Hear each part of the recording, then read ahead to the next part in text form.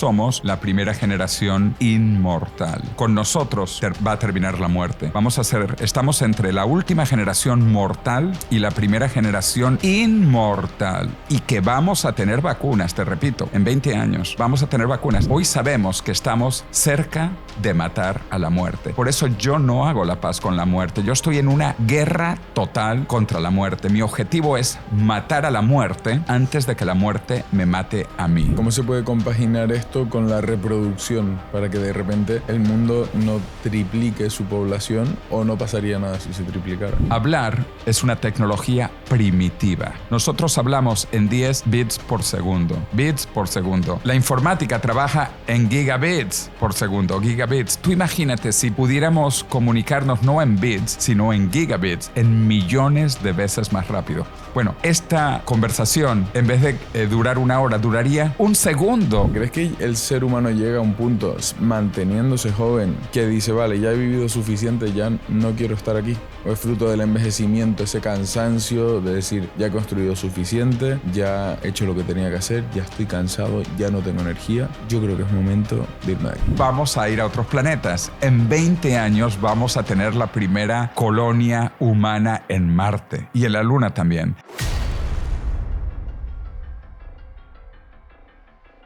Antes de empezar el podcast, me gustaría hablarte de un regalo exclusivo para nuestra comunidad que nos ha preparado Bienvenido, un invitado especial al que entrevistamos por aquí hace unas semanas. Como ya sabrás, el coste de vida en España y Latinoamérica no para de subir. Las hipotecas, la cesta de la compra, la gasolina o simplemente salir a tomar algo, todo se está poniendo inaccesible por culpa de la inflación y lo único que no suben son los salarios. La mayoría de la población tiene el mismo salario que hace 3 años, pero vive mucho peor. Básicamente, estamos perdiendo el poder adquisitivo. Y quizás muchos de ustedes se hayan planteado conseguir un segundo empleo, intentar ahorrar en todos sus gastos o incluso mudarse a una zona más barata, a las afueras. Pero la realidad es que existen alternativas. Tienes la opción de aprender una profesión bien remunerada y con demanda que te permita tener, pues, la vida que deseas. Y esto es justamente a lo que se dedican Bienvenido y Conquer Blogs. Te enseñan una nueva profesión tecnológica que cualquier persona podría aprender desde casa en menos de 12 meses y así optar pues, a un puesto en remoto con salarios que pueden oscilar entre los 3.000 y 4.000 al mes. No importa que no tengas estudios, conocimientos o experiencia previa en el ámbito tecnológico. Para toda nuestra comunidad, Bienvenido nos ha preparado una clase gratis de 15 minutos donde te explica directo y al grano en qué consiste esta nueva profesión y cómo también tú podrías aprovechar esta oportunidad. Haz clic en el enlace de la descripción para ir directamente a esta clase gratuita. Bueno, José Luis, estamos grabando. Un placer tenerte aquí. La verdad, coincidimos el otro día en el evento del South Summit, un evento de startups. Y claro que me venían muchas personas a hablar, a contarme sus proyectos. Y de repente me cruzo contigo y me dices, Pedro, en unos años voy a ser más joven que tú. Y digo, ¿quién es este señor? y ahí entablamos conversación y dijimos, a ver, tenemos que hacer un podcast sobre esto. También me comentabas que no sé si eres o habías sido profesor de Milei. Claro, de Javier Milei. Qué bueno. En Argentina, en la Universidad de Belgrano, en Buenos Aires. Uh-huh. Sí, hace mucho tiempo de eso, cuando él estaba haciendo su maestría y era un genio. Qué bueno. Un chico brillante. Y estuvimos cenando con él hace poco, que vino para Madrid, para la entrega del premio del Instituto Juan de Mariana en Madrid. Estuve invitado y me dio una pena no poder ir, me pilló en Marbella. Pero bueno, ¿cómo se portaba en clase? ¿Bien? Bien. Era hiperactivo, una persona que estaba moviéndose siempre pensando. Y yo dije, este chico es un genio. Y esto fue hace 20 años. Y nos volvimos amigos. Nos volvimos tan amigos que cada vez que yo regresaba a Buenos Aires me reunía con él y tuve el gusto de conocer a su perro, al original, a Conan, que cuando murió habíamos dicho, bueno, pues si muere por lo menos lo puedes clonar. Y lo clonó. De hecho, lo clonó 4 veces. Así que su antiguo Conan ahora tiene 4 descendientes. No tenía ni idea de sí, esto. Javier Milei es el primer presidente futurista, diría yo, del mundo, porque él cree en las criptomonedas, cree en la clonación, cree en la inmortalidad. De hecho, él ha dicho públicamente para La Nación, que es el principal periódico de Argentina, que su libro favorito es mi libro, La muerte de la muerte. Ha dicho que es su libro de cabecera en la biblioteca en su casa. Qué bueno, ¿eh? Yo tengo pendiente leerlo todavía, ¿eh? O sea, es un libro que me despierta mucha curiosidad también. Es algo que yo creo que está un poco intrínseco en todos los seres humanos, ¿no? Que está un poco en ese... Sí, o sea, la orden de que la especie perpetúe, para que la especie perpetúe, pues tendrás que sobrevivir tú y yo creo que, bueno, salvando excepciones, no queremos morir. En general, ¿no? En ninguna cultura ni religión, o sea, es como esa lucha contra la muerte que siempre ha existido, entiendo, ¿no? Un deseo que está ahí. Correcto. De hecho, el primer libro que escribimos los humanos, nuestros ancestros, hace casi 5.000 años, es sobre inmortalidad. Es la epopeya de Gilgamesh, que es una historia en Mesopotamia, hace casi 5.000 años, escrita en caracteres cuneiformes. Luego el segundo libro más viejo, que es el libro de los muertos en Egipto. Los egipcios también buscaban la inmortalidad. Y luego el famoso emperador chino Qin Shi Huang, que construyó la Armada Terracota, la famosa Armada Terracota para sobrevivir y volver a renacer en el futuro, buscaba la inmortalidad. O los españoles, cuando fuimos a América buscando la fuente de la eterna juventud. Entonces, todas las culturas, españoles, chinos, egipcios, mesopotámicos, hemos buscado la inmortalidad, pero hasta ahora no existía la ciencia para eso. De manera que las religiones eran las que nos hablaban de la inmortalidad, pero hoy es científicamente posible y de hecho rejuvenecer. Y por eso es que yo te digo que yo en 20 años pienso ser más joven que tú, pero tú también vas a poder ser más joven que tú hoy. Y que tú, claro, espero, ¿no? Claro. No, vamos a tener más o menos la misma edad. Pero, de hecho, esto es tan real que yo te digo, vamos a ver este vídeo en 20 años para que nos acordemos de hoy cuando éramos viejos. Porque tú también eres viejo hoy comparado con lo que puedes ser. Yo soy un yogurín todavía. Espérate, yo creo que ya no, porque la edad biológica óptima está entre 20 y 25. Como tú ya tienes más de 25. No, yo estoy ahí todavía. ¿Todavía? Sí. Claro que sí. Yo pensé que ya estabas en 28. Bueno, pues nada. Entonces, todavía tienes algunos años antes de que comience el declive biológico. El declive. Suena agresivo. Esto es terrible, claro. Hablabas de Mesopotamia, de los egipcios. Hoy en día tenemos a Brian Johnson. Claro. ¿No? De hecho, estoy organizando un evento en el Colegio de Médicos de Madrid el 1 de octubre, que es el Día Internacional de la Longevidad. Es un evento abierto en el gran anfiteatro, que es el auditorio clásico más hermoso de toda Madrid, y donde daba clases el primer premio Nobel de Medicina de España, Santiago Ramón y Cajal. Claro. Y Brian Johnson pues, va a hablar de su protocolo, y él creó lo que se llaman las Olimpiadas del Rejuvenecimiento. Y él personalmente ha rejuvenecido como 20 años biológicos. Claro, pero él está más en el biohacking, ¿no? O sea, no está buscando la inmortalidad, sino el no envejecer, entiendo, o similar. Bueno, están relacionadas, pero efectivamente eso se llama biohacking porque él experimenta en él mismo y con una cantidad de terapias que no han sido probadas. Por ejemplo, él se ha inyectado unas terapias génicas y células madres que no están aprobadas todavía, entonces por eso se llama biohacking. Pero eso te permite ver tu edad biológica, que es distinta de tu edad cronológica. Tu edad cronológica es la que pone en tu DNI cuando naciste, pero tu edad biológica es que tan joven o tan viejo estés tú. Y hay muchísimos tests. Yo acabo de recibir uno en estos días que se llama Glycan Age. Pero hay muchísimos, hay como 20 test biológicos. Yo me los hago todos para saber cómo estoy, porque además no dan exactamente el mismo número y las partes del cuerpo envejecen de manera distinta. Tu corazón puede envejecer distinto que tus pulmones o que tus ojos o que tu cerebro. Entonces es importante saber cómo están tus órganos o saber cómo estás tú. Y todas estas tecnologías permiten saberlo, de manera que si tienes un problema específico de los pulmones, puedes comenzar a tratar de curar o mejorar tus pulmones. ¿Y sobre qué escribes en La muerte de la muerte? ¿Cuál es el enfoque que tiene el libro? Bueno, pues mira, mi bestseller tiene, que ya está, en 15 idiomas. Estoy muy orgulloso. Lo pueden leer en español, en francés, en alemán, en ruso, en chino, japonés, coreano. Bueno, mira, el subtítulo lo dice todo. Es la posibilidad científica de la inmortalidad física y su defensa moral. Por cierto, el epílogo es del abogado Antonio Garrigues Walker, que es un gran abogado español, que también habla de la inmortalidad y del infinito y de las cosas que vienen. Pero bueno, el libro tiene entonces dos partes.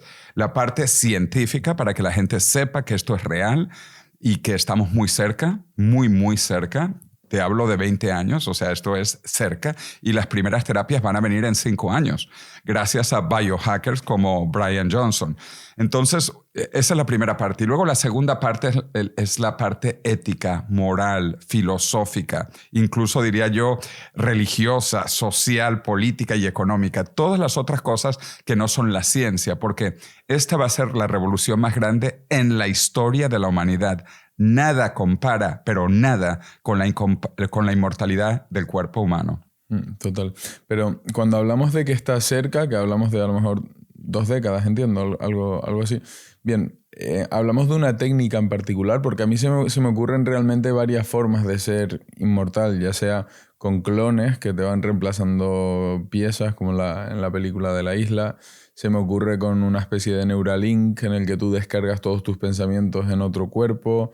Se me ocurre pues simplemente conseguir que tus células se regeneren de forma automática.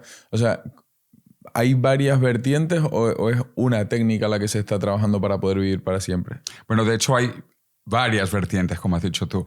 Incluso vamos a ser inmortales no una, sino por lo menos 2 veces. Y yo digo, vamos a ser biológicamente inmortales y también vamos a ser informáticamente inmortales. Vamos a poder subir nuestras mentes, nuestros cerebros a la nube, a Internet. Esto es un poco lo de Neuralink. Y hay una película muy buena que no sé si la han visto, Ready Player One. Es una película de Steven Spielberg antes de la pandemia, en el año 2045, donde la gente vive en mundos virtuales. Y de hecho es más entretenido a veces el mundo virtual que el mundo real. Pero bueno, entonces vamos a tener esa inmortalidad, si tú quieres, informática, virtual, pero además vamos a tener la inmortalidad biológica.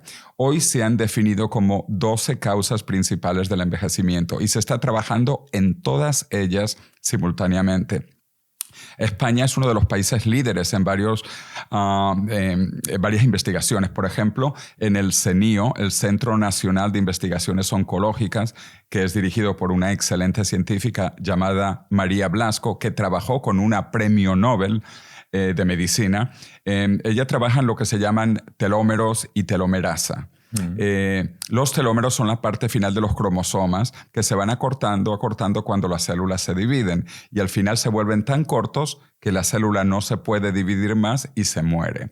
Hoy sabemos que esto es fundamental porque incluso es lo que hace el cáncer. Las células cancerígenas continuamente hacen crecer sus telómeros de manera que estén jóvenes y se puedan reproducir indefinidamente. Y esto es fundamental porque el cáncer descubrió la inmortalidad. Las células cancerígenas se llaman, así científicamente, los científicos llaman que las células cancerígenas son biológicamente inmortales. ¿Y qué significa que son biológicamente inmortales? Que no envejecen. Son células que están eternamente joven. Lo que no significa que no puedan morir. Porque el objetivo, de hecho, es matar al cáncer. Porque si tú no matas al cáncer, el cáncer te va a matar a ti. Entonces hay que matar el cáncer porque no se muere. Las células cancerígenas no se mueren, no envejecen, sino que crecen y se reproducen. Y esto se descubrió en 1951. No ayer, o antes de ayer. Hace más de 70 años, una paciente muy famosa hoy llamada Henrietta Lacks falleció en 1951 a los 31 años. Nació en 1920 y murió en 1951. Es decir, a los 31 años murió. Los científicos comenzaron a analizar su cáncer y ese cáncer sigue vivo hoy. Y desde entonces, estas son las células más famosas en biología, se llaman HeLa, de Henrietta Lacks, HeLa cells, y tienen 104 años, porque ella nació en 1920, las células están vivas, siguen creciendo, se siguen reproduciendo. Y ahí fue cuando se descubrió que el cáncer es biológicamente inmortal. Y por eso ahora estamos aprendiendo del cáncer, porque el cáncer no fue a la universidad y descubrió la inmortalidad. El cáncer no sabe leer ni escribir y descubrió la inmortalidad. Así que es relativamente sencillo. Y ahora que se puede secuenciar el genoma y se pueden ubicar las mutaciones que hacen que el cáncer sea inmortal, lo vamos a encontrar. Yo estoy convencido que de 5 a 10 años vamos a curar básicamente todos los cánceres porque vamos a saber cuáles son estas mutaciones y las vamos a poder revertir en el caso del cáncer y usar para bien nuestro, para que nosotros vivamos bien y sin cáncer y rejuvenecidos. Y esta estimación que se hace en el tiempo, decir, vale, en 20 años deberíamos llegar, es en base al ritmo de avance previo, al ritmo de avance de hoy en día, entiendo, ¿no? Correcto. O sea, en los últimos 10, 15 años, por ejemplo, ¿de qué punto A a qué punto B hemos pasado? Porque es algo que, pues, en la calle preguntas y nadie percibe, nadie conoce ningún avance, ¿no? Claro, claro. Bueno, mira, efectivamente, esto tiene que ver con los avances que son exponenciales. Los avances no son lineales, son exponenciales.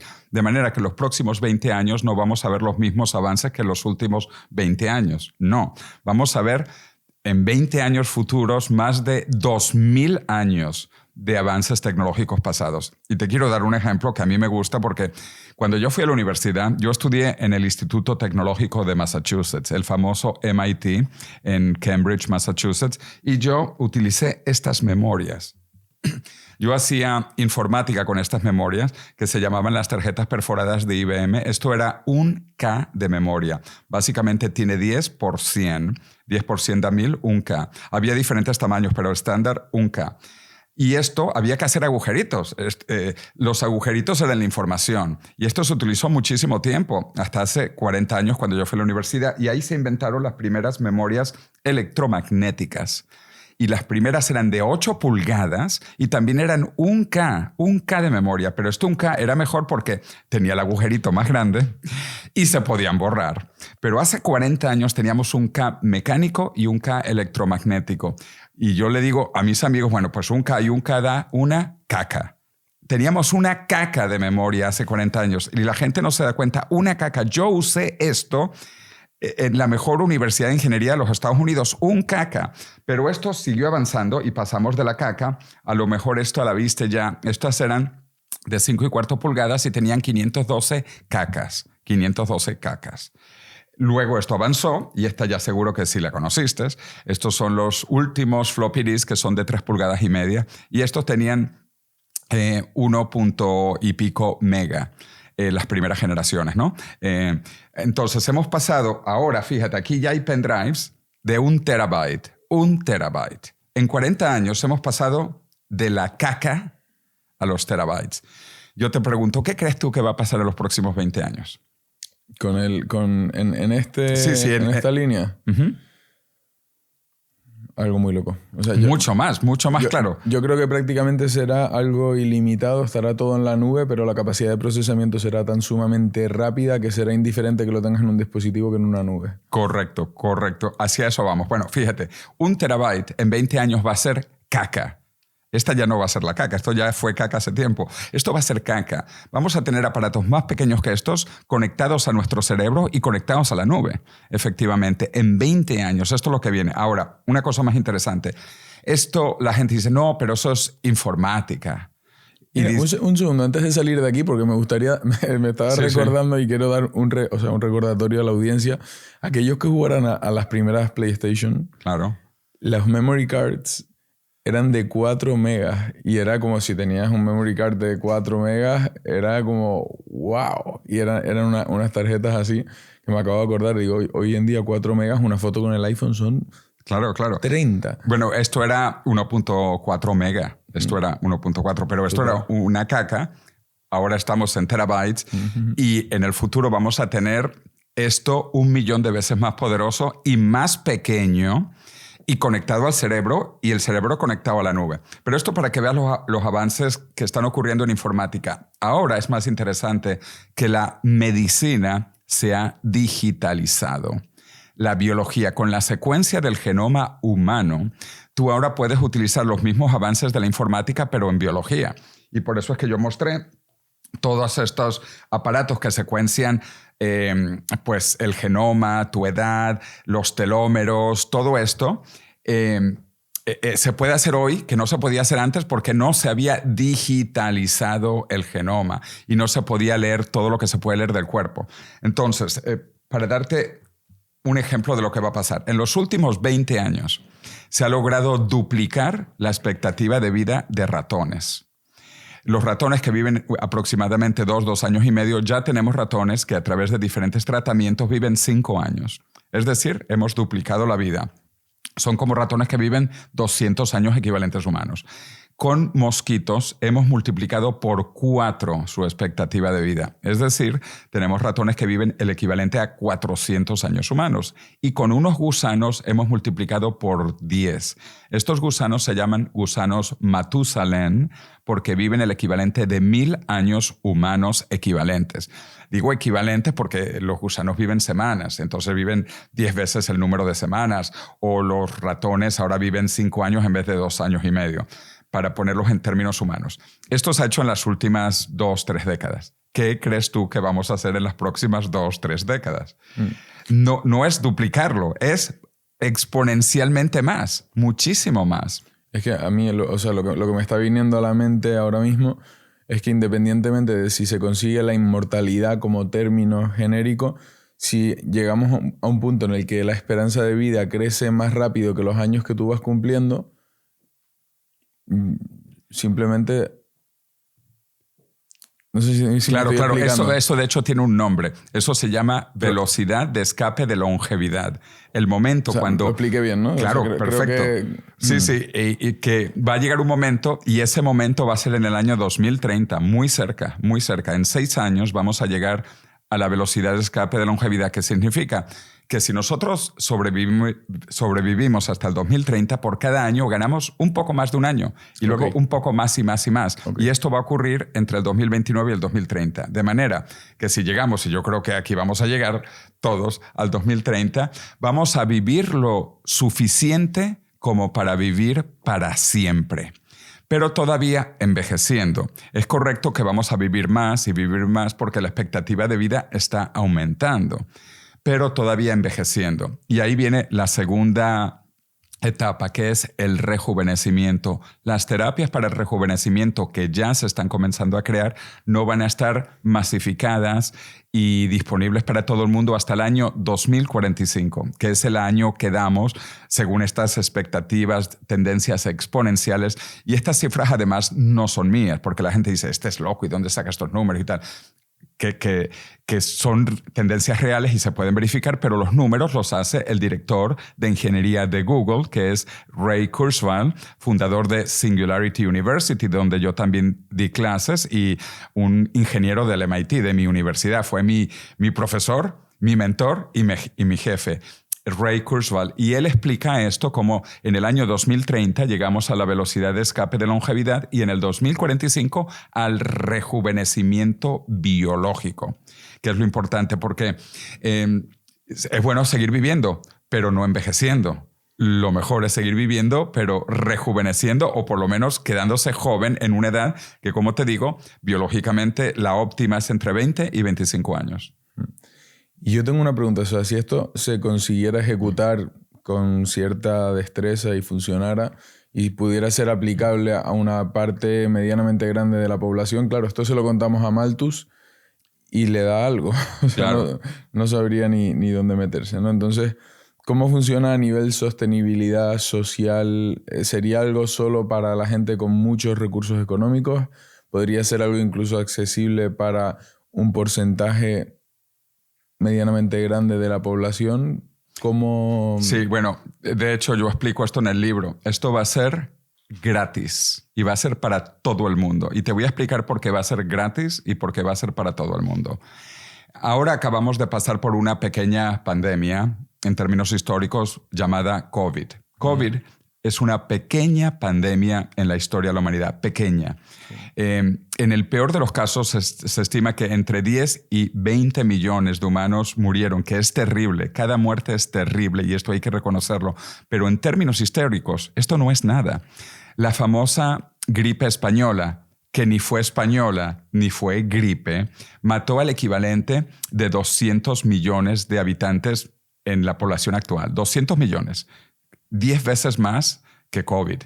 Para ponerlo en referencia, y la peor pandemia conocida fue la famosa peste bubónica. La peste bubónica mató 1 de cada 3 europeos.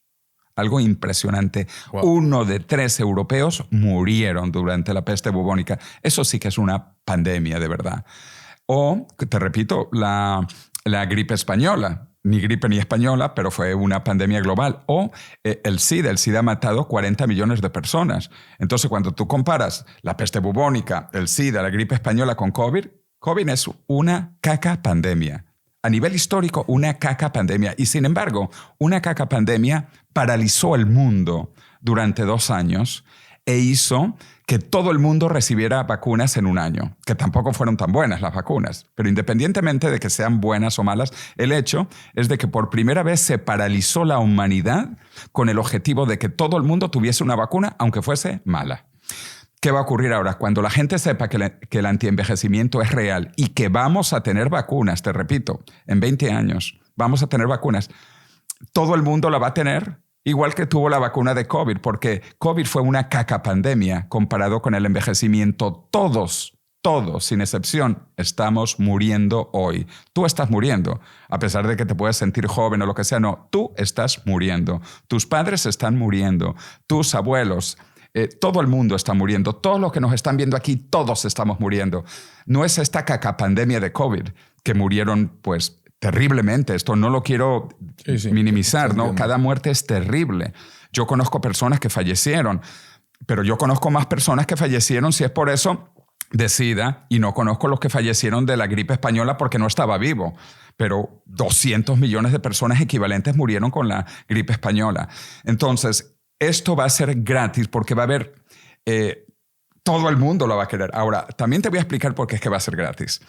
Porque va a costar billones o trillones de dólares desarrollar las vacunas, es correcto, pero esto lo van a pagar igual que ahora los gobiernos, las fundaciones y pues las compañías. De manera que para el usuario, para ti y para mí, la vacuna va a ser gratis, después de haber sido pagada por unos montos impresionantes. Otras cosas más, para que la gente comprenda por qué esto va a ser gratis con el avance científico. Nosotros, químicamente, somos muy sencillos.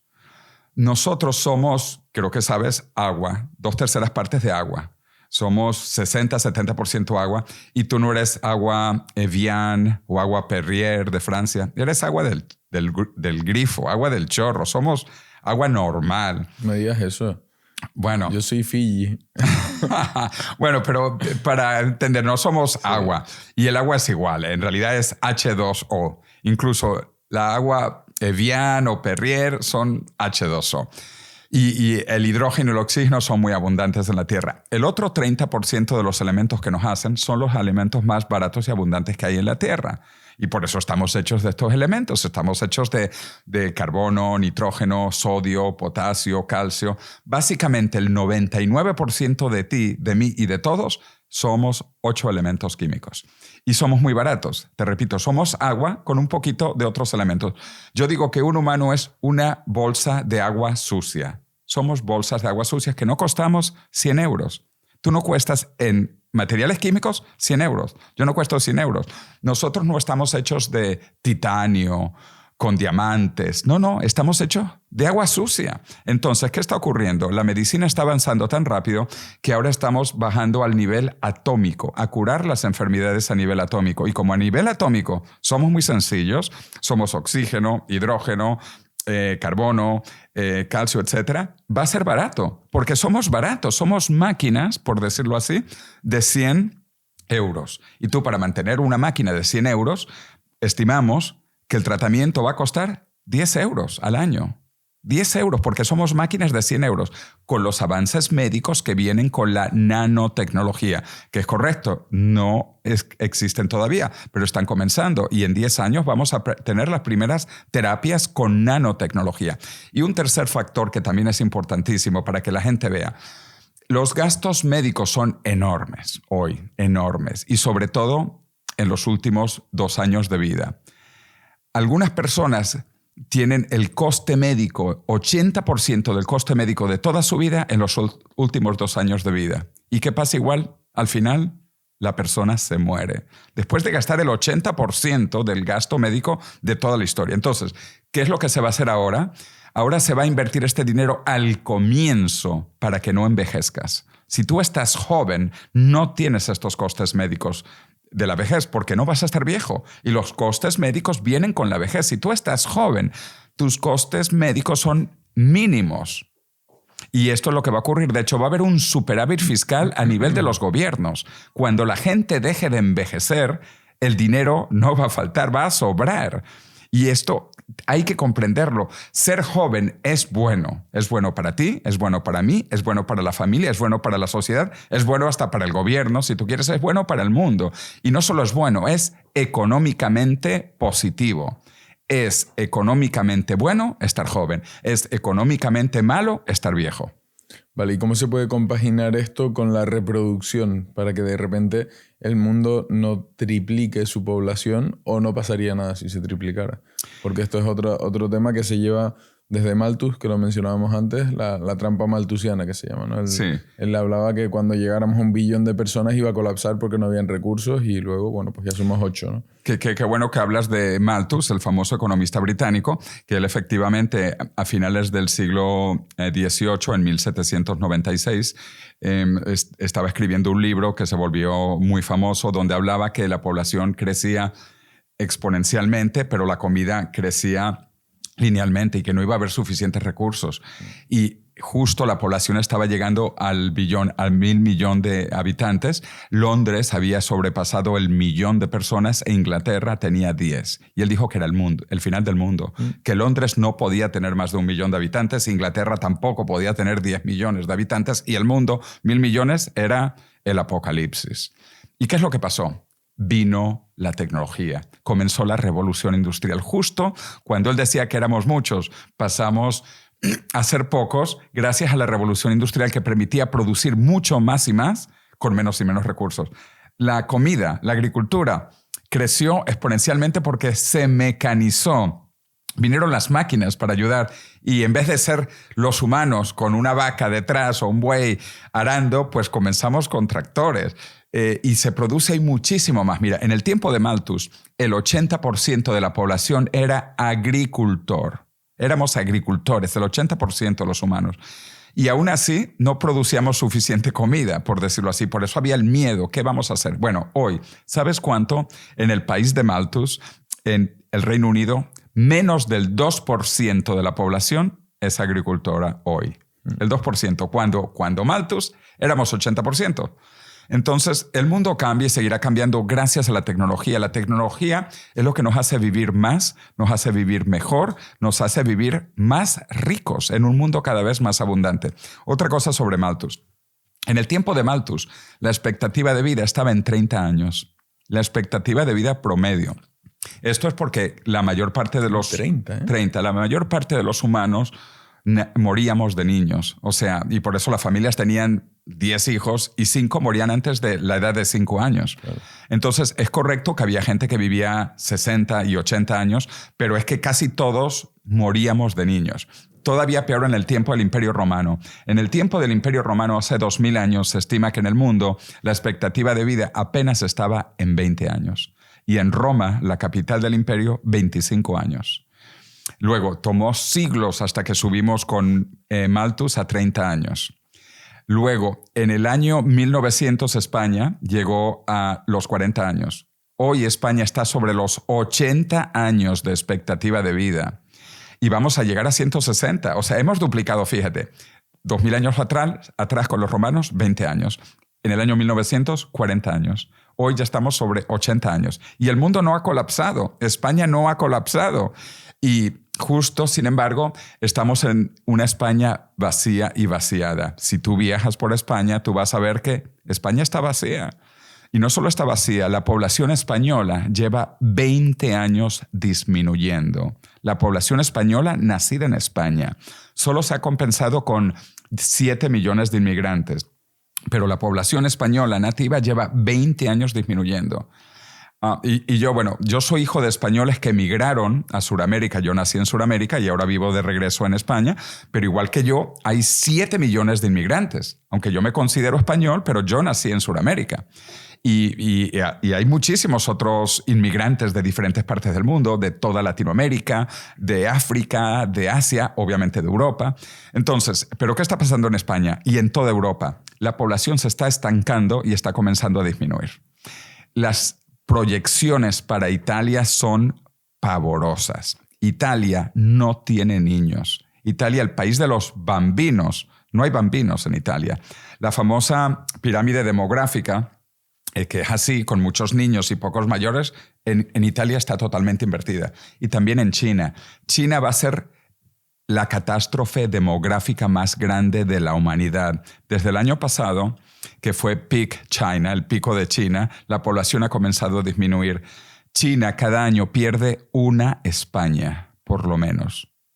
Una España desaparecen de China. Se estima que si las tendencias no se revierten, que claro que se van a revertir porque vamos a controlar el envejecimiento, pero si no se revirtiesen, la población de China caería de 1.430 mil millones de habitantes a 700 millones. O sea, a menos de la mitad, perdiendo España todos los años. Y Corea del Sur es un caso impresionante también. Es peor, ¿no? Todavía. Lo que pasa es que Corea es mucho más pequeña. Corea tiene más o menos la población de España. Corea del Sur está un poco menos de 50 millones y también para ellos es importante reunificarse con el norte porque son otros 25 millones de coreanos, porque tienen la natalidad más baja del mundo en estos momentos. ¿Qué era? ¿Cuánto por ciento? ¿Sabes el dato? Sí, sí. Supuestamente para tú tener... mantener la población, cada familia debe tener, cada mujer debe tener 2.1 hijos, ¿no? Porque si es una pareja, bueno, pues son 2 y un poquito más, por si acaso, y porque la gente todavía se muere. Bueno, de niños y demás. En Corea está en menos de 1. Está en menos de 1. Está creo que en 0.9. Y en China y en Japón está en 1.1. También en Italia. Es que esto literalmente en una generación reduces la población a la mitad. Si cada pareja de 2 sale 1, es matemática simple. Claro, pero entonces, porque tu pregunta es muy buena y déjame expandir un poco más. Entonces, la tendencia actual es que la población del mundo se va a estabilizar en 20 años. Y esto es todavía porque África sigue creciendo e India sigue creciendo. Pero ya todo el mundo ha avanzado. Y no tan avanzado porque China es ingreso medio, ya la población está disminuyendo. Pero bueno, igual que en el tiempo de Malthus, cuando él dijo que había mucha gente, ahora estamos en 8.000 millones de habitantes, se espera que la población llegue casi a 10.000 millones. Y esto ha ido cayendo en el tiempo. Cuando yo tenía tu edad, se hablaba de 20.000 millones de habitantes y luego se hablaba de 18.000 y luego de 15.000 y luego de 12.000. Ahora se habla de 10.000 millones de habitantes. O sea, cada vez las expectativas son más abajo. Pero bueno, supongamos que llegamos, que quizás no, a 10.000 millones de habitantes. Luego se inicia el declive demográfico. Pero pensando de nuevo en Malthus, Malthus decía que había mucha gente, que Londres no podía tener más de 1 millón de habitantes. Bueno, hoy Londres... Gran Londres tiene 12 millones de habitantes y el Reino Unido tiene 67 millones de habitantes.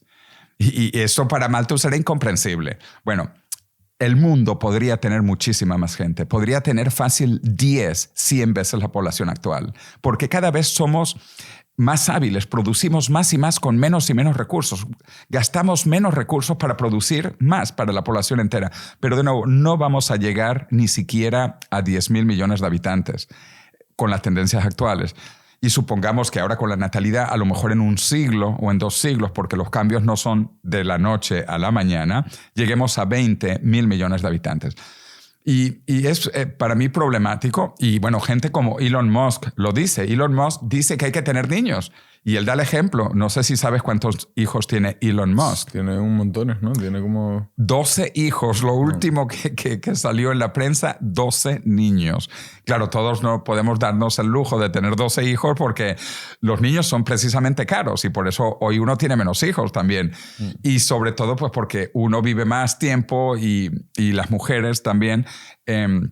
pues solo pueden concebir hasta cierta edad hoy. Esto también va a cambiar. Vamos a tener mujeres que si quieren concebir a los 100 años lo van a poder hacer. Pero hoy no. Hoy ya concebir más allá de los 40 años es muy complicado, muy difícil y muy peligroso para las mujeres especialmente.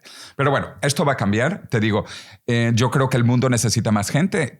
Imagínate cuántos Einsteins o Newtons están en India, en China, en África, en España, que no han nacido todavía. Y por si fuese poco, vamos a ir a otros planetas. En 20 años vamos a tener la primera colonia humana en Marte y en la Luna también. Pero la Luna es parte del sistema terráqueo, no es realmente independiente. De manera que si explota la Tierra, también explotaría la Luna probablemente, pero Marte no. Marte es otro sistema totalmente distinto, muy alejado de la Tierra. De hecho, es tan alejado que con la tecnología actual, el trayecto más corto es de 6 meses. 6 meses. Para poner esto en contexto, Cristóbal Colón necesitó 3 meses para llegar a América. 3 meses. Ahora, para llegar a Marte, son 6 meses. Bueno, queda mucho más lejos, es otra tecnología, etc. Pero bueno, Marte es otro planeta muy distante y además las órbitas son muy diferentes. Y estos 6 meses es solo cada 2 años. Cada 2 años las órbitas están más o menos cerca. De manera que enviar humanos o robots, máquinas, lo ideal es hacerlo en esta ventana de oportunidad cada 2 años. Uh-huh. Igual, en 20 años vamos a tener humanos en Marte y esto va a cambiar también todo radicalmente. Primero porque los primeros marcianos vamos a ser humanos. O sea, somos nosotros los primeros marcianos que llegaremos allá y vamos a poblar el planeta y luego vamos a iniciar la conquista del sistema solar, de la Vía Láctea y del universo. Esto es tan hermoso. Mira, los humanos evolucionamos en África y de África salimos pues para Europa y para Asia y luego los españoles y otros grupos también para América y demás. Entonces esta va a ser para mí la tercera gran migración humana. Repito, la primera cuando salimos de África, la segunda cuando fuimos para América y ahora la tercera para Marte y la Luna. Y esto va a cambiar hasta nuestra visión de la Tierra, todo. Desde Marte, la Tierra es muy pequeña. Y no solo es muy pequeña, no hay fronteras, no hay divisiones. Si hay un problema ecológico es pues para todo el planeta. Bueno, los virus ya lo han descubierto. Los virus no tienen fronteras, ni tienen lenguajes ni religiones. Sin embargo, lo que quiero decir, el primer humano que camine en Marte lo vamos a ver en tiempo real. Esto va a estar retransmitido inmediatamente. Aunque bueno, transmitir desde Marte hasta la Tierra puede llegar hasta 20 minutos, porque está muy lejos dependiendo de la órbita, ¿no? Claro. Pero bueno, lo vamos a ver en tiempo real más 20 minutos. Y este primer humano caminando sobre Marte va a cambiar a la humanidad más que cuando supuestamente Jesucristo caminó sobre el agua, que eso nadie lo vio. Pero bueno, al primer humano caminando sobre Marte lo vamos a ver todos en tiempo real. Pero ¿y crees que hemos estado en la Luna, de verdad? Claro, pero es que de verdad no hay duda. Ya han estado hasta los chinos. De hecho, los chinos el año pasado mandaron misiones al lado oscuro de la Luna. Es que hemos estado en el lado visible, en el lado oscuro. Y es que ya son demasiados los planetas también. O sea, en los países. Primero la NASA, Estados Unidos, y luego con diferentes tipos de equipos, ¿no? Porque humanos solo han salido y han pisado la Tierra de Estados Unidos. Pero hay muchísimas naves, muchísimas misiones que han ido de Japón, de la Unión Soviética, ahora Rusia, de Europa, el European Space Agency, de Japón, China, incluso a Marte. Pero sí se ha visto, hasta hay un pequeño helicóptero en Marte y que se ha visto. Entonces, pero tranquilo, es que ahora vamos a hacerlo continuamente y en tiempo real. Vamos a tener una misión humana, una pequeña colonia en la Luna y yo creo que estamos muy cerca, quizás 2-3 años. Los planes se han retrasado de la NASA, que tiene un nuevo proyecto que es la continuación de Apolo. Pero como Apolo era hombre, este nuevo proyecto se llama Artemisa. Artemisa era la hermana de Apolo. Entonces, para eliminar las desigualdades, que no solo fueron hombres antes porque eran hombres nada más, ahora van a haber mujeres, van a haber personas de diferentes backgrounds raciales, o sea, van a haber asiáticos, africanos y todo esto, y lo vamos a ver. Entonces, sí, yo no tengo ninguna duda que el ser humano ha estado en la Luna y ahora va a estar en la Luna y en Marte. Y lo vamos a ver en tiempo real. O sea, no va a haber estos cuentos de que es difícil de probarlo. ya están muchos países y muchas compañías. Mira, otra cosa. Ahora, 3 de los hombres más ricos del mundo tienen misiones para el espacio y son Elon Musk con SpaceX, Jeff Bezos, el de Amazon, con su compañía que se llama Blue Origin, el origen azul, y luego el famoso Richard Branson. Richard Branson, el de Virgin, ahora tiene una compañía que se llama Virgin Galactic. Entonces, tenemos multimillonarios europeos como Richard Branson, norteamericanos como Jeff Bezos, y bueno, no sé si quieres contar a Elon Musk como africano, porque él nació en Sudáfrica. Sudáfrica, sí. Estudió también en Canadá y ahora, bueno, pues se acaba de mudar también, creo que sabes, ¿no? Estaba en California y ahora se ha mudado a Texas, porque, como dicen en Texas, no taxes. O sea que en Texas no hay impuestos o hay menos impuestos. Bueno, mira, es un mundo maravilloso. Vamos a estar no solo en este mundo maravilloso, vamos a estar en la Luna, vamos a estar en Marte. Y mira, tú imagínate ir a la Luna y pasar una luna de miel en la Luna flotando. ¿Te imaginas eso? Una luna de miel en la Luna. O sea, que tú sueñas con el ser humano como un ser interplanetario, ¿no? Absolutamente. De hecho, bueno, antes nuestros ancestros, hace 100.000 años, eran todos africanos. Y entonces diríamos, yo soñaba con ser intercontinental. Salir del continente africano e ir a otros continentes. Ahora yo creo que vamos a ser interplanetarios. Y esta va a ser la última generación humana de un solo planeta, la Tierra. Vamos a estar pronto en la Luna, que es parte del sistema terráqueo, y luego pues vamos a estar en Marte y luego vamos a estar en otros lugares. O sea, esto es maravilloso, todo lo que vamos a aprender. Pero aparte de eso, que somos la primera generación interplanetaria, también somos la primera generación inmortal. Con nosotros va a terminar la muerte. Estamos entre la última generación mortal y la primera generación inmortal. Inmortal también, esto entre comillas, porque la muerte siempre va a existir, siempre. Si se cae un piano en mi cabeza, yo quedo pianizado. Claro. Los accidentes siguen existiendo y dolorosamente, terriblemente, quizás sigan existiendo los suicidios y peor, los homicidios. Entonces, la muerte siempre existirá, pero podremos vivir indefinidamente jóvenes, que es el objetivo, vivir indefinidamente jóvenes como lo hace el cáncer. El cáncer descubrió la juventud eterna. Y repito, el cáncer no estudió, el cáncer no fue a la universidad y descubrió la eterna juventud.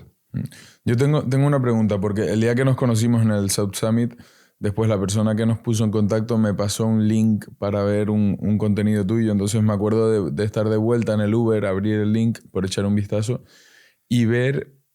Y fui directo a la sección de comentarios, ¿no? O sea, no vi mucho el contenido, pero sí que vi los comentarios. Y había como... Básicamente, el 80% de los comentarios eran como, no, pero yo me quiero morir, ¿no? Como, yo creo que confundían un poco también la idea de estar obligado a vivir eternamente con poder seguir viviendo indefinidamente hasta que tú quieras, supongo, ¿no? Pero... ¿Cómo ves esta idea? O sea, ¿crees que el ser humano llega a un punto manteniéndose joven que dice, vale, ya he vivido suficiente, ya no quiero estar aquí? ¿O es fruto del envejecimiento, ese cansancio de decir, ya he construido suficiente, ya he hecho lo que tenía que hacer, ya estoy cansado, ya no tengo energía? Yo creo que es momento de irme de aquí. Sí. Dolorosamente muchas personas piensan que vivir 200 años significa vivir en una silla de ruedas o en la cama tumbado sin poder hacer nada, sin poder salir. Entonces hacen una correlación entre vejez y un estado terrible. Pero en lo que trabajamos es en rejuvenecimiento. Si la gente entiende que van a estar biológicamente en buena condición, saludables, entonces cambia un poco la perspectiva. Claro. También hay otra cosa, que nosotros hasta ahora no teníamos escapatoria. Sabíamos que íbamos a morir, por lo menos físicamente íbamos a morir. Y entonces mucha gente hizo paz con la muerte. Es lo que se llama el famoso síndrome de Estocolmo.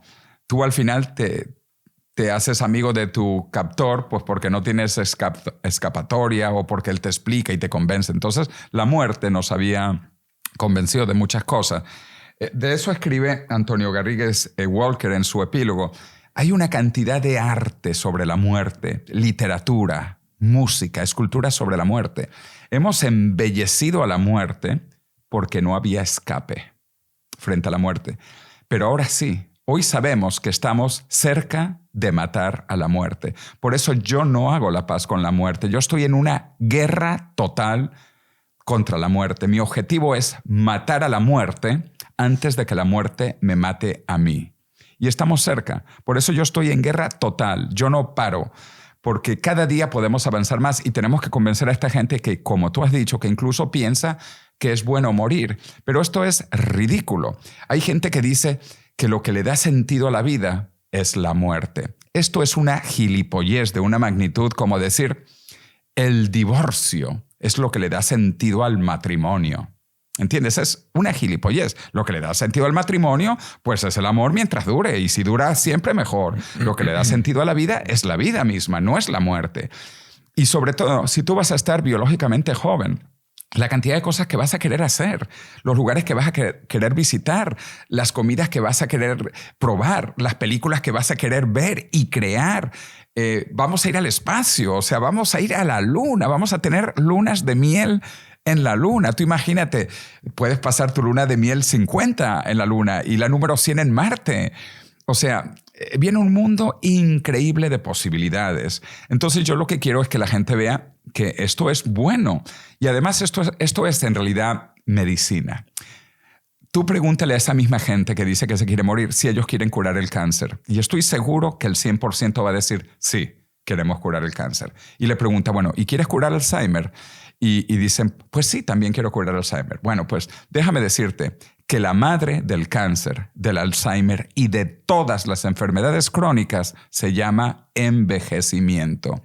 Si tú curas el envejecimiento, tú curas el cáncer, tú curas Alzheimer, tú curas los ataques al corazón. Entonces, lo que hay que curar es la madre de las enfermedades que se llama envejecimiento. Entonces, la gente va a entender que esto es medicina. Igual que vamos a curar el cáncer, igual que vamos a curar Alzheimer, pues vamos a curar el envejecimiento. Pero bueno, el último argumento sobre esto, que también me parece doloroso que la gente quiere morirse, bueno, es que esto es opcional. Y el que se quiera morir, pues que se muera. Que se muera, no hay problema. Si tú te quieres morir ahora o en 20 años, bueno, pues muérete, ya está. Morir es fácil. Lo que es difícil es estar vivo. Eso es difícil. Sí, pero es entretenido, excitante, fascinante, amoroso, increíble estar vivo. Pero el que se quiere morir, que se muera, ya está. Sí, es que confunden con esa idea de estar condenado a vivir eternamente, que eso sí asusta. A lo mejor, ¿no? El decir, no te puedes morir. Claro, no, es que indefinidamente, en el infinito. O sea, te puedes morir en un segundo. Claro. Súbete a un edificio, tírate, ponte debajo del tren y ya ves cómo te mueres rápido, en un segundo. Claro. Entonces, esto de que no te vas a morir, esto no existe.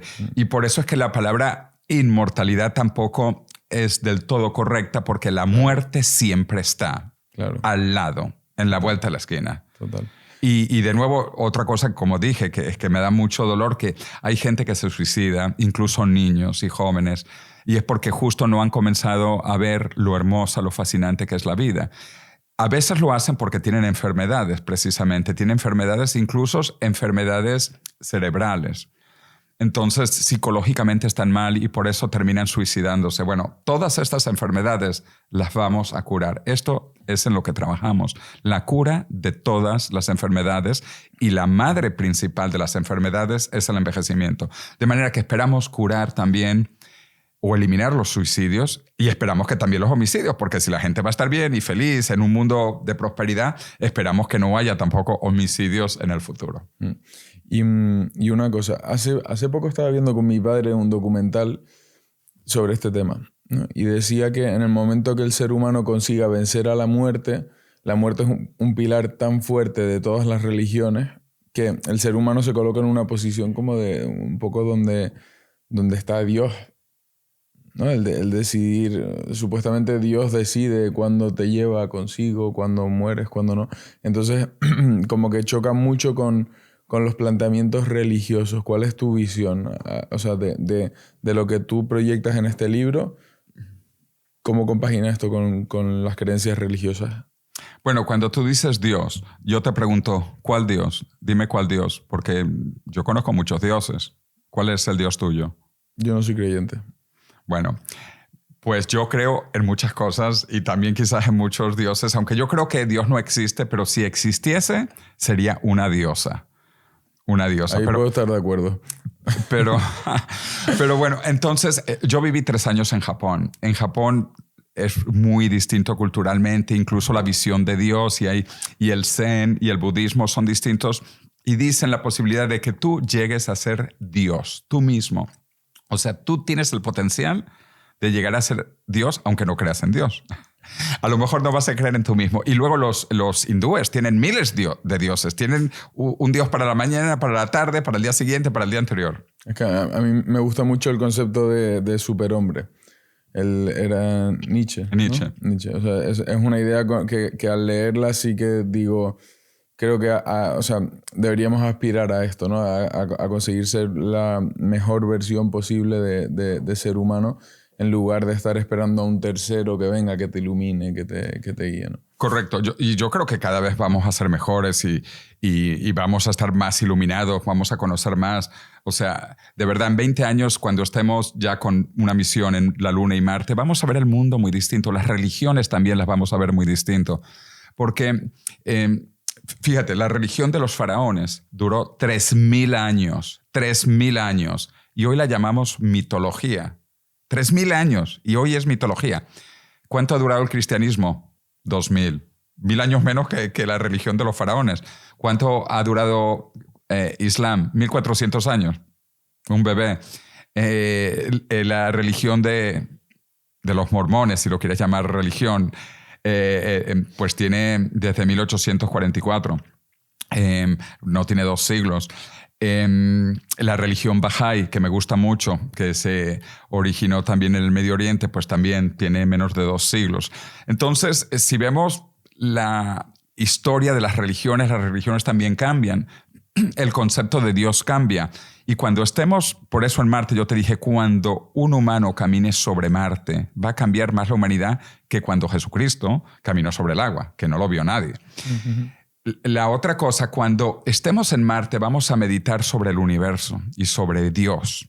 Y vamos a pensar, oye, ¿tú crees de verdad que un Dios que creó el universo se fue a un desierto por ahí en el Medio Oriente y tuvo un niño con una virgen? Estas cosas no suenan muy posibles hoy en día. Entonces yo creo que las religiones actuales van a ser mitologías, todas mitologías. Pero vamos a entrar en un mundo, yo sí creo, incluso espiritual. O sea, nuestra concepción del universo y de la espiritualidad va a ser muy distinta a la actual.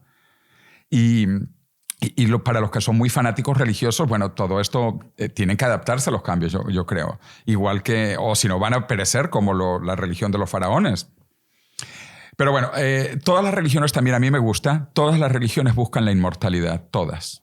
Como sabían que era imposible la inmortalidad física, aquí y ahora, claro, buscan la inmortalidad allá, en el más allá y en el más después. Pero hoy científicamente podemos llegar a la inmortalidad, o por lo menos al no envejecimiento, aquí y ahora, en 20 años. Y no deja de ser un rechazo a la muerte también. El decir, vale, te mueres, pero estás vivo en otro lugar, entonces tranquilo, uh-huh. Porque para que no tengas esa intranquilidad, ¿no? No desapareces y todos tus pensamientos, todas las conclusiones a las que llegaste, tus sentimientos se desvanecen en el aire. Bueno, pero eso si eres bueno y te vas al cielo. Y si eres malo, pues te vas al infierno y a lo mejor desapareces. Luego los católicos crearon un paso intermedio, que es el purgatorio. El purgatorio no existe en la Biblia, no hay nada del purgatorio. Esto es una invención después de la Iglesia Católica, que no existía en el cristianismo original. Pero bueno, sí, yo no sé qué va a pasar, pero creo que lo que viene es muy interesante. Y a nivel, claro, espiritual, vamos a entender cómo funciona el cerebro. Hay ya científicos que están trabajando dónde están las partes religiosas del cerebro.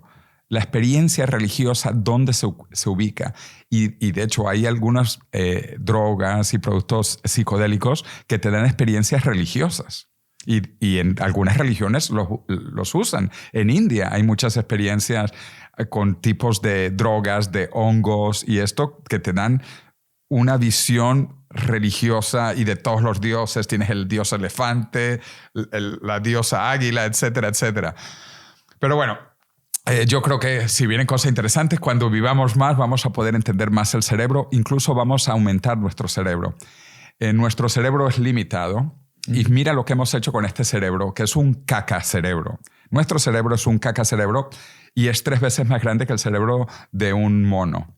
Y con este cerebro, que es solo 3 veces más grande, mira lo que hemos construido. Un mono no puede entender esto, lo que hemos creado. Bueno, tú imagínate un cerebro 3 veces más grande que el nuestro ahora. Lo vamos a tener. Porque vamos a conectar no solo con los terateras del futuro a la nube, vamos a conectar nuestros cerebros. Es más, y esto también lo dice Elon Musk, hablar es una tecnología primitiva. Hablar es de banda muy, muy estrecha y muy, muy lento. Nosotros hablamos en 10 bits por segundo. Bits por segundo. La informática trabaja en gigabits por segundo, gigabits. Tú imagínate si pudiéramos comunicarnos no en bits, sino en gigabits, en millones de veces más rápido. Bueno, esta conversación, en vez de durar 1 hora, duraría un segundo. O sea, imagínate la capacidad de conocimiento, de conversación y luego de crear las ideas tuyas, las ideas mías, las ideas del público. Iríamos sumando, creando, inventando, eliminando cosas viejas, creando cosas nuevas. O sea, el potencial es ilimitado. Bueno, está limitado por nuestro cacacerebro hoy, pero nuestro cacacerebro va a aumentar. Hay una última sección que me gustaría tratar. Tenemos el tiempo limitado hoy porque bueno, yo te comenté que tengo que salir en un vuelo. Pero antes, cuando presentabas tu libro, recordemos el libro favorito de Milei. Eso. Lo dijo en La Nación de Argentina. Mira, el libro viene con corbata y todo, fíjate. Ah, qué bueno, qué bueno. Y mencionaste que, o sea, que habían 2 partes. Una parte como más técnica, por decirlo así, y luego una parte ética. Correcto. ¿No? ¿Cuáles son las barreras éticas que hay que romper con el concepto para aceptar el concepto de matar a la muerte? Sí, pues muchas gracias por esa pregunta, porque si la primera parte es más científica, pero es de divulgación. O sea, esto es para todo el público. No hay que ser ni siquiera tan inteligente como el cáncer, que descubrió la inmortalidad y no lee. Entonces, pero luego la segunda parte es todos los otros temas y comienzo con la parte ética, porque hoy el 90% de los españoles y de la población de los países desarrollados mueren de enfermedades ligadas al envejecimiento, que son básicamente 3 grupos principales de enfermedades ligadas al envejecimiento. Las enfermedades cardiovasculares, el corazón y el sistema circulatorio, las enfermedades neurodegenerativas, que son demencia, Parkinson's, Alzheimer, y el cáncer, que el cáncer da en todo el cuerpo. Entonces, el 90% de los españoles principalmente muere de estas 3 tipos de enfermedades ligadas al envejecimiento. El 10% muere de todo lo demás. Todo lo demás. ¿Qué es todo lo demás? Cambio climático, los rusos, los pianos que caen en la cabeza, los suicidios, los homicidios, el SIDA, el COVID, la malaria, el coche que te atropella. Y la gente habla de eso, habla del cambio climático, habla de los rusos, habla de los marcianos. No, eso no nos mata. O bueno, sí nos mata, el 10% morimos de eso, pero el 90% morimos de enfermedades ligadas con el envejecimiento. ¿Qué significa esto? Que si tú quieres hacer algo importante y algo que sea ético, pues tienes que ir contra la causa del mayor sufrimiento y de muerte de la humanidad, que es el envejecimiento. Por eso, en los derechos humanos de las Naciones Unidas, el artículo 1 es el derecho a la vida. Pero debería ser no solo el artículo 1, el artículo 2, 3, 4, 5, porque si no hay vida, no hay nada. Entonces, el derecho fundamental es el derecho a la vida. Y la vida joven, porque vamos a poder estar jóvenes. Porque ahora, cuando se dice la vida, generalmente se piensa la gente joven. Y los viejos que se mueran, porque además los viejos son muy caros. Y repito, si son caros, porque han envejecido, y por eso es que hay que rejuvenecerlos. Y cuando estén rejuvenecidos, todo el mundo, esto va a ser bueno para la economía, para el gobierno. Bueno, entonces, Razón 1, ética. La cosa más noble y más ética que se puede hacer es curar el envejecimiento. Y por eso yo estoy metido en el tema del envejecimiento hasta aquí. Hay luego muchísimas otras consideraciones. También, como dije, económicas. Ser joven es bueno y ser viejo es malo. Por eso tenemos que rejuvenecer a las personas y estamos cerca de esto. Y esto va a ser para todo el mundo, que también es la causa más hermosa, que esto sea accesible para todo el mundo, como la vacuna de COVID, solo que esa fue mala, esta va a ser buena y va a ser para todos. Y quizás los primeros inmortales no vayan a ser de todo el mortal porque no van a ser las tecnologías lo suficientemente buenas al inicio y a lo mejor pues tengan algunos problemas o lo que sea. Porque todas las tecnologías cuando comienzan son caras y malas. Todas son caras y malas. Y cuando se democratizan, se vuelven buenas y baratas. Entonces tenemos que pasar a ese tema. Bueno, entonces hay muchas consideraciones, pero el tema ético es fundamental. Que la gente sepa que esto es estar joven, que es estar bien, que es estar saludable, que es estar con sueños, con ambiciones, con ganas de viajar como tú, que te vas ahora de viaje, etc. Esto es lo bonito de la vida. Y cada vez se va a poner mejor. Mira, esto es, yo le digo a mis amigos que son incrédulos, esto es como el amor. Tú le tienes que decir a tus seres queridos, a tu pareja, mira, yo te quiero mucho más que ayer, pero menos que mañana. Porque mañana va a ser mejor. Mañana vamos a un mundo cada vez más próspero, cada vez de mayor juventud, de mayor salud, de mayor prosperidad, de mayor igualdad y de mayor también diversidad. Vamos a tener marcianos y lunáticos en la luna. A lo mejor algunos se vuelven locos. Bueno, estamos en un tiempo maravilloso, lleno de oportunidades y yo creo que hay que aprovecharlo, hay que disfrutarlo y que hay que ayudar a crearlo. Y por eso esto es una decisión personal y debe de ser, pienso yo a todos, que esto es lo mejor que podemos hacer en nuestras vidas. ¿Y crees que a nivel legal va a tener muchas barreras? Por ejemplo, la criogenización, me lo comentaste en el South Summit, me acuerdo. Es como está en un vacío legal, en un limbo. Correcto, sí. Lo que llamamos criopreservación, que es criopreservar al cuerpo o al cerebro, que es lo que hacen hoy muchas mujeres cuando criopreservan sus óvulos o los espermatozoides o los embriones ya fertilizados, comenzó pues hace unas décadas atrás, no existía y no era tampoco permitido y luego se fue permitiendo. Ahora, cuando una persona muere en España, solo puede ser legalmente enterrado o cremado. La cremación también es nueva, por cierto. La cremación solo existe en España desde 1978. Antes del 78 no existía cremación en España. Y era alegal. No era ilegal del todo, era alegal porque no había un sistema que permitía la legalidad. Entonces ahora la criopreservación, que es lo contrario. Cremar es quemarte, criopreservar es congelarte, conservarte, que es lo único que te permite conservarte, porque si te cremas, te vuelves cenizas. Y si te entierran, te comen los gusanos, las bacterias, tampoco queda mucho de ti. Bueno, entonces, la criopreservación, y yo también creo en esto, el plan A es la inmortalidad, el rejuvenecimiento, la longevidad indefinida. Ese es el plan A. Pero para llegar al plan A nos faltan 20 años. ¿Qué quiere decir esto? Que todavía durante 5, 10, 20 años la gente va a morir. Y para ellos tenemos el plan B, que es la criopreservación, que es congelarlos. No es congelarlos, es vitrificarlos, pero bueno, para que se entienda. Y ya hay 6 españoles criopreservados. 6. Es impresionante. Y en el mundo hay cientos de personas. Esto comenzó cuando Walt Disney, aunque él lamentablemente no fue criopreservado, pero un mes después de que él falleció, fue la primera persona criopreservada en 1967, en enero, el 12 de enero. Es una persona que hoy le recordamos porque fue el primero.